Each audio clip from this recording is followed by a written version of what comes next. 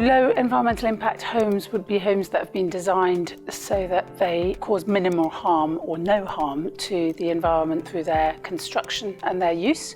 So specifically things like low embodied carbon in the construction materials, high standards of energy efficiency, high standards of insulation, low toxicity in terms of the materials that are used and so on. So really, really important at the heart of that is net zero carbon homes in operation.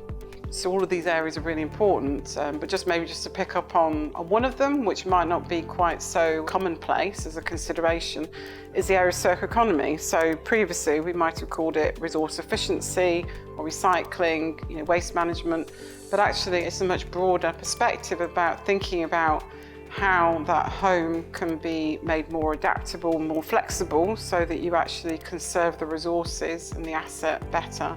If you have a home that's more adaptable, more flexible, which sort of comes into circular economy, it's also very beneficial for adapting to different lifestyles as well.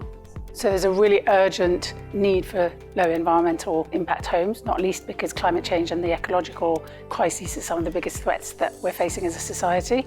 Homes in the UK make up something like 15% of our carbon footprint, so they have a really big role to play in terms of sort of decarbonising some of that.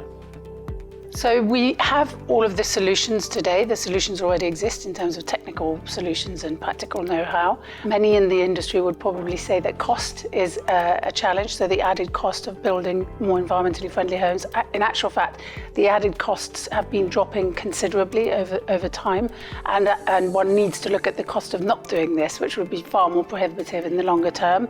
So really one ought to look at sort of whole life cost and actually look at the value of some of the associated benefits of low impact homes, which include things like health benefits, reduced medical costs, improved quality of life, and various other things like reduced bills and so on. We're obviously trying to bring some of the thinking together within the Home of 2030 competition.